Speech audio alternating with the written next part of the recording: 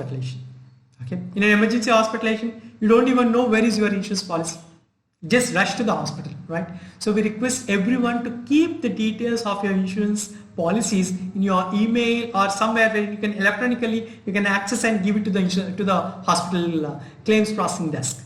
Okay, so in an emergency hospitalization, the initial request need to be sent by the hospital to the insurance company, and most of the time there is a delay which happens. Okay, and let I make a declaration out over here, because we have seen through many of the hospitals, none of the hospital would love to make any delays in the processing of the claim.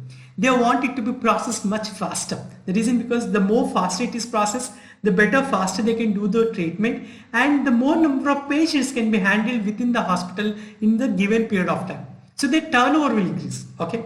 So they really don't want to do any hassles, but if there is any delay which is actually happening in the initial request, whose responsibility is this?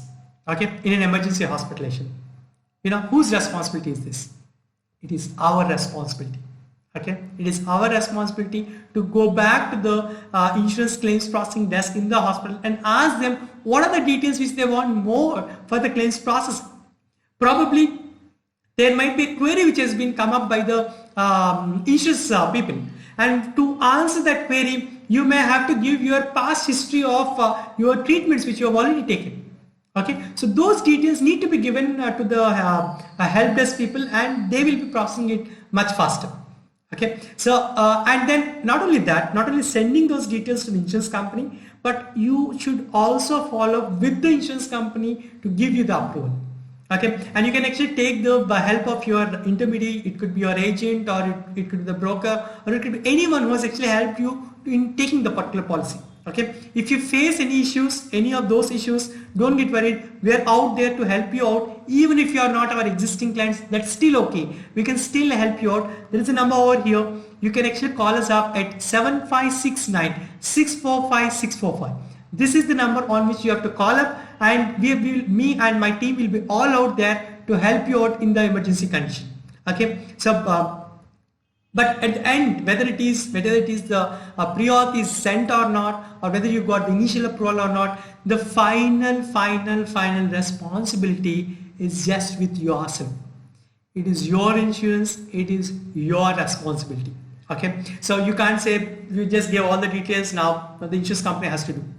There could be, we have seen n number of reasons, n number of situations we have seen wherein there are some technical hitches which happen, and because of which the hospital people will say we have sent across the details, the insurance company will say we have not received the details. Okay, so what we request generally, like whenever you go to the hospital, like whenever there is a claim, you also give your email ID and your phone number, which need to be recorded when they are reporting the claim.